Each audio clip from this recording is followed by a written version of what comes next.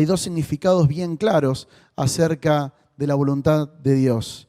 Y el primer significado tiene que ver con la voluntad de Dios respecto a su decreto o respecto a su soberanía. Por ejemplo, hay una voluntad de Dios que es una voluntad decretada, o sea, ya esto es así y va a ser siempre así. Hay una parte de la voluntad de Dios en su decreto que dice que las personas que no acepten a Cristo en su corazón se van a ir al infierno, van a tener una vida eterna, pero no en el cielo. Eso es parte de la voluntad decretada de Dios. El segundo es la voluntad de Dios con respecto a sus mandamientos, ¿sí? La voluntad de Dios es lo que Él nos manda a hacer y esta es la voluntad que nosotros podemos desobedecer o podemos dejar de hacer. Esta voluntad de Dios, la de sus mandamientos, no es una voluntad que a nosotros nos rige de manera irrompible. Tiene que ver con las decisiones nuestras. Por eso quería traer este tema acá. Por ejemplo, amar a nuestros enemigos.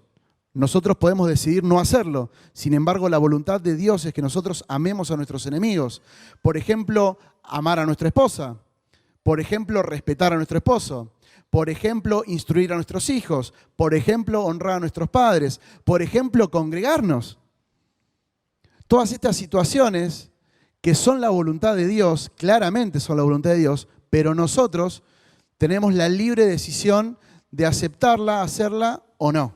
¿Sí? Por eso se divide en estos dos grandes grupos la voluntad de Dios. La voluntad de Dios está habilitada en nuestras vidas por nuestra voluntad. El primer desafío es que Dios es inmensamente sabio, ¿no? Porque empieza preguntando. Resulta que nosotros no conocemos sus pensamientos. Dice Isaías 55:8 que los pensamientos de Él son mucho más altos que los nuestros y sus caminos son diferentes a los nuestros. O sea que lo que nosotros, para donde nosotros pensamos que caminamos o los pensamientos que nosotros tengamos de lo que sea, no son los de Dios, porque nosotros no conocemos sus pensamientos. El segundo desafío es aceptar su grandeza y entregarnos a Él. Porque habla de entregar nuestro cuerpo. Y cuando habla de entregar nuestro cuerpo, dice el versículo ahí del apóstol Pablo, que entreguemos nuestros cuerpos. No habla literalmente del cuerpo, de carne y hueso. O sea, no se trata de un trabajo de sacrificio caníbal. Una persona sacrificándose, inmolándose o suicidándose. No es eso. Cuando habla del cuerpo, habla de nuestra voluntad. A eso se refiere cuando dice que entreguemos nuestros cuerpos, que entreguemos nuestra voluntad, que todas las decisiones que nosotros tomamos, que todos los pensamientos que nosotros tenemos, que todo lo que nosotros deseamos hacer, se lo entreguemos a Él como un sacrificio. Y el tercer desafío que nos presenta este pasaje es conocer su voluntad. Y este es el eje del mensaje. Dice que debemos ignorar las costumbres de este mundo. Debemos ignorarlas, porque evidentemente las costumbres que nosotros como seres humanos tenemos no son costumbres que glorifican a Dios. No son costumbres que Dios espera de un hijo de Dios. Dios debe cambiar nuestra forma de pensar.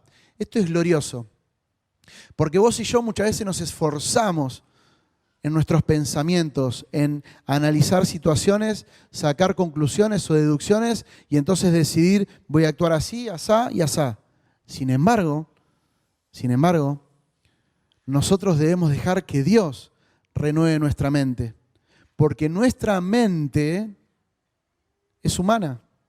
Nuestra mente no comprende los pensamientos de Dios. Ya lo había dicho antes, ¿recuerdan? ¿Y cómo conozco la voluntad de Dios? De esta manera, ignorando las costumbres de este mundo, recordando que yo soy una nueva criatura y permitiendo que el Espíritu Santo renueve mi mente. Dios espera que yo mire al cielo y diga, Señor, ¿cuál es tu voluntad? ¿Qué querés que haga, Dios? ¿Cómo querés que actúe con esto? ¿Cómo querés que reaccione?